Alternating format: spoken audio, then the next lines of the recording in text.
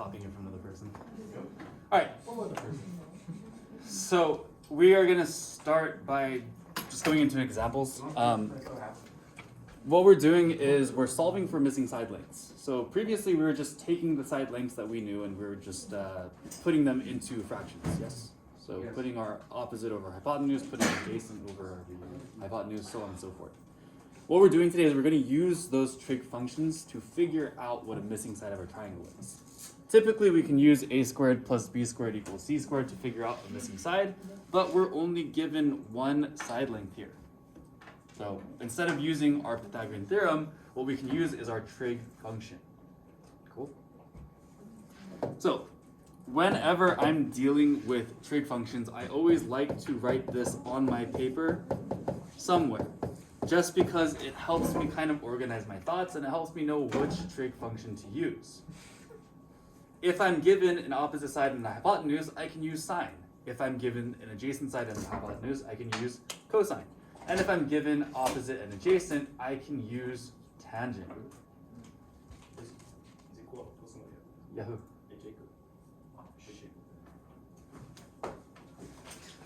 So taking a look at this, our reference angle is this 30-degree angle right here. Which side is given to me?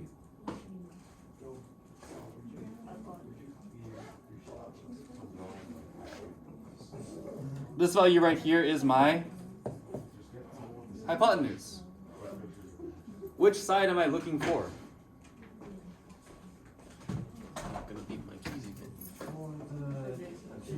Yeah, I'm looking for x or my adjacent side, right? So if I'm looking for my adjacent, I'm given my hypotenuse, I'm dealing with adjacent hypotenuse, which trig function can I use?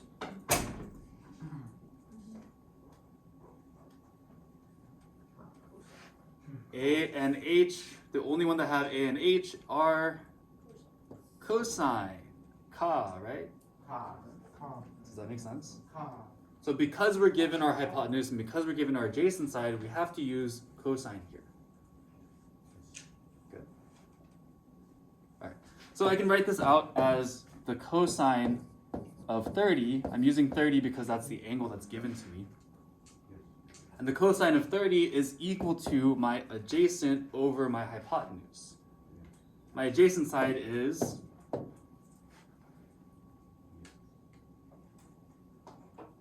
x, and my hypotenuse is 8. I have x over 8. Now I can solve for x. One thing that's really important though, we want to make sure that our variable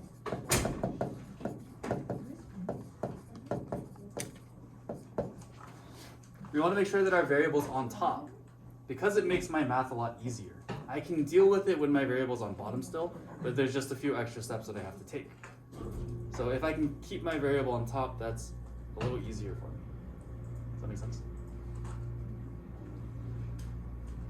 So if I do this, how do I solve for x? I can get rid of the 8 by multiplying 8 on both sides. These 8's cancel out. And if I go to my scientific calculator, I can type in 8 times the cosine of 30, and that will give me my answer. One thing that's really important, please don't use the Google calculator, please don't use the Desmos graphing calculator, because you might get different answers. For reasons that I don't want to get into, I won't explain why calculators are different, because it takes too long and I'm sure you guys don't really care. Just use the scientific calculator.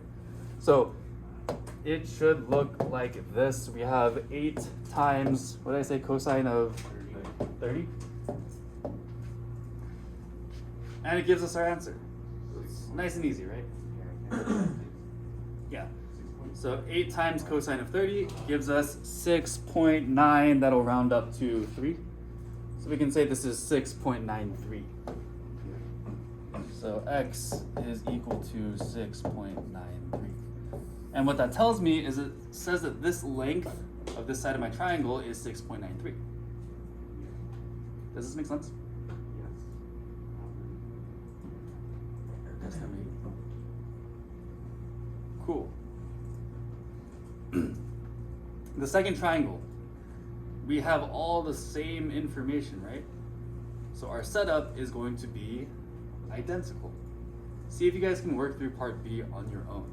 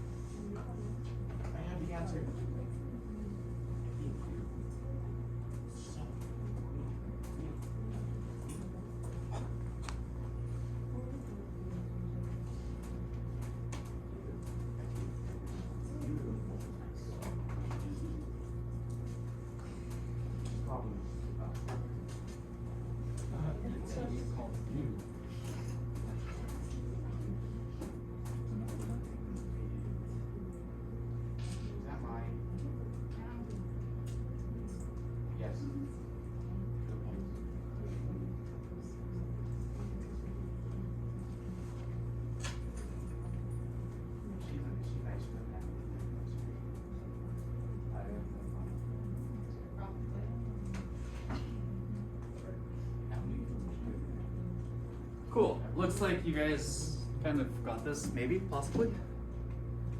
So, looking at this, it's the same setup. Yes, we are given our hypotenuse and we're given our adjacent side. So how would I set this up? Cosine of 30 equals x over 12. And I can multiply by 12 on both sides. 12 times cosine of 30 equals x. So you put that into your sine calculator. 12 times the cosine of 30. Yeah. And we get 10.39 beautiful. equals x. Not bad. Pretty simple, right? Alright, for the interest of time, I'm gonna skip part C because I didn't realize that I used cosine 3 times for the examples. So I feel like doing another cosine doesn't really help a whole lot because it's the same thing, right? Yes? Yes. So I'm gonna skip part C and I'm gonna go to example 4 because example 4 takes a little bit of time.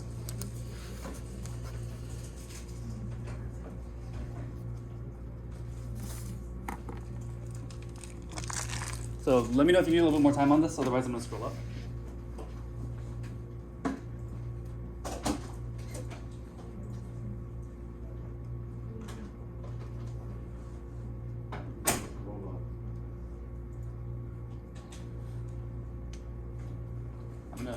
I'll go back to it during. Yeah, I'm good now. Okay. So yeah, I'm gonna skip this one. Let's go do example 4. This says solve triangle ABC.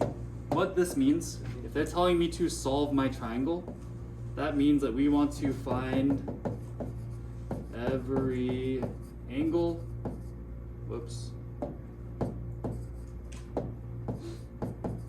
and every side.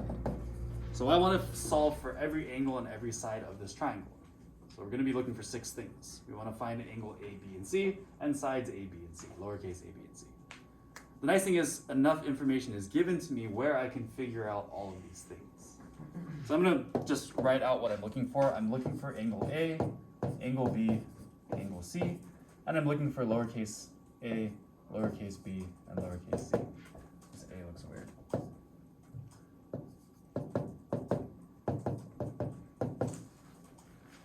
Some of this information is already given to me, yes? Yeah, so we know already what angle A is. What is angle A? 28 degrees. It's right here. What else do we know? C is 90. We know it's 90 degrees because it has that little square on there, right? Those squares always tell me that this is a 90-degree angle. What else do we know? B is 15. So now that we have these pieces of information, all we're really looking for is angle B, side A, and side C. Does that make sense?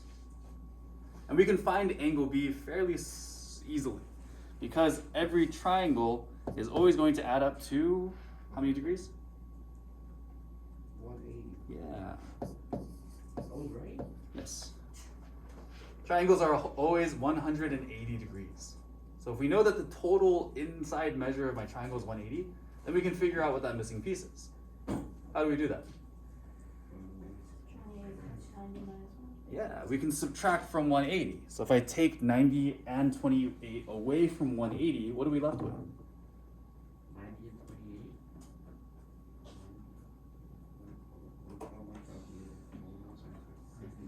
28. 62.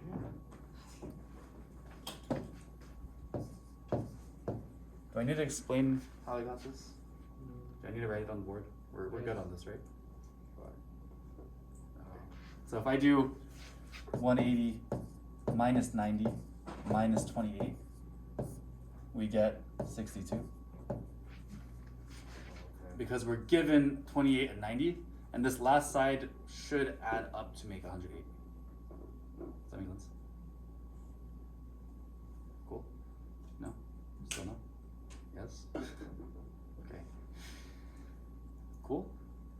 So that one's the easy part. So let's get into the good stuff. What we want to do is use our trig ratios to figure out what our missing side lengths are. Again, I always like to have this written somewhere on my paper that I can see, just to keep me remembering what's going on here.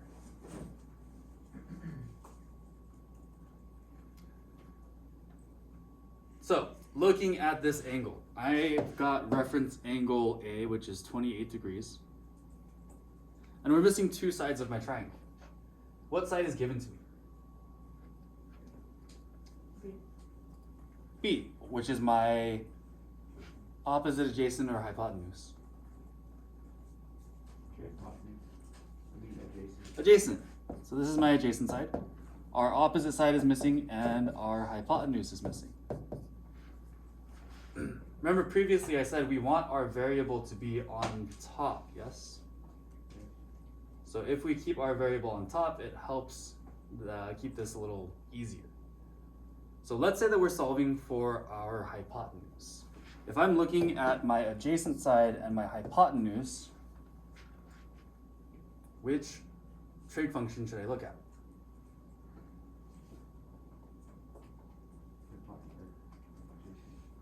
Which is?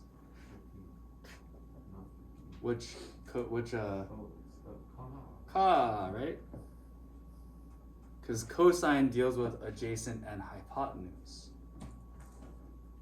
Does that make sense? Okay. So here's where it's a little bit tricky.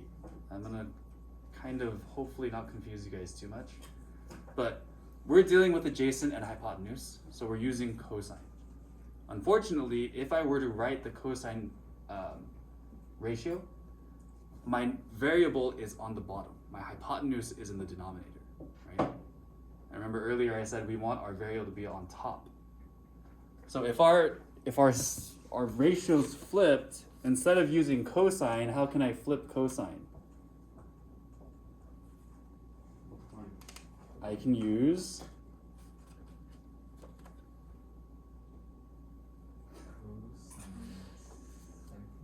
secant. Remember that secant is cosine but just flipped, right?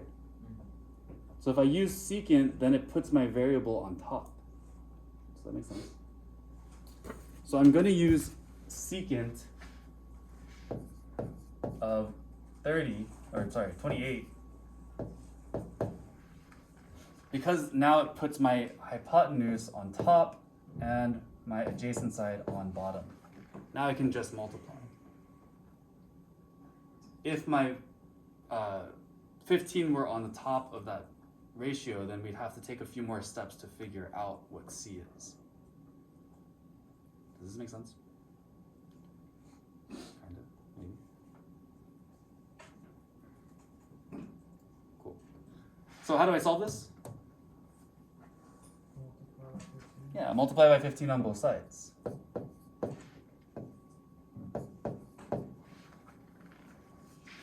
One thing you will notice about our Desmos calculator though is secant doesn't exist on that calculator. Is there another way I can write secant?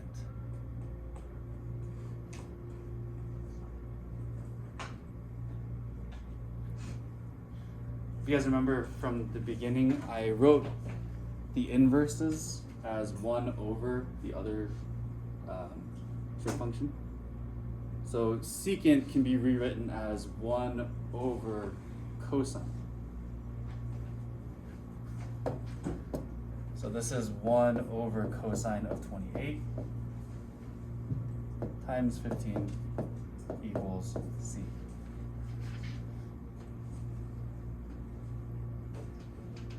And we can plug all this into our calculator. If we plug this into our calculator, 15 times 1 over cosine of 28. I'll give you guys a second to write this down, and then I'll switch over to the calculator.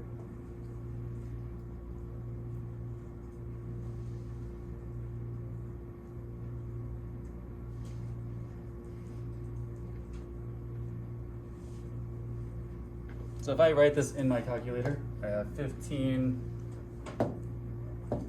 times 1 over the cosine of 28. What does that give me? 16.99.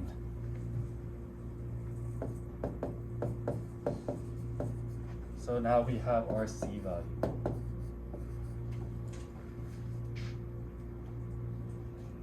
Did I lose you guys?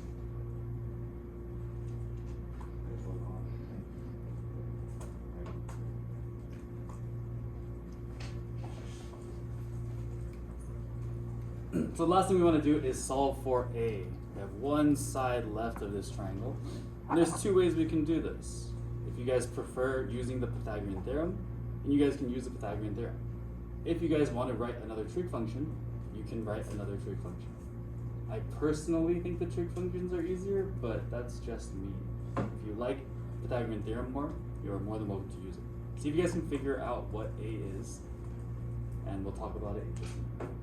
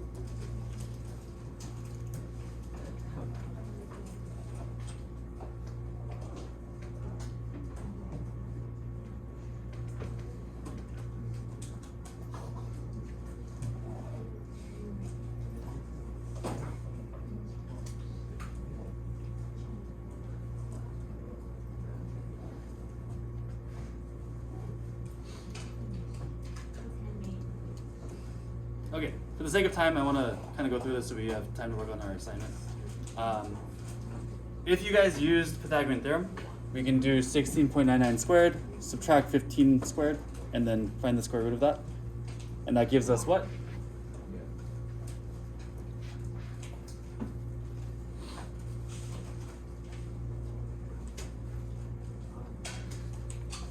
How would you solve it again? So if I use a squared plus b squared equals c squared, I can square both of these guys, and I can subtract them from each other, and then find the square root. Because we're looking for our side instead of our hypotenuse, we subtract instead of adding. Does that make sense? So I want to show you guys what it looks like when we're using a trig function, just to show you. If we're looking at this angle here, we're looking at 28. We're looking for our opposite side, and we're given our adjacent side. Which trig function is opposite and adjacent? TOA. That's my tangent, right? So I can say that tangent of 28 equals my opposite side is A, my adjacent is 15. And the reason I think this is easier because all I need to do is multiply both sides by 15 and I get my answer. So if I multiply both sides by 15, I get 15 times the tangent of 28, or A is equal to, what is that? 15 times the tangent of 28 is 7.98.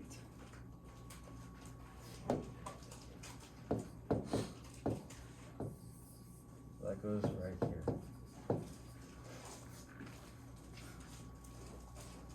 I could still use my Pythagorean theorem for this and I get the same answer. But again, I think this is just slightly faster. Does this make sense? Kind of. So I think the hardest part about this is choosing which trig function to use. And I should probably give you guys back your little flip charts because they probably are helpful. So I think I'll do that tomorrow.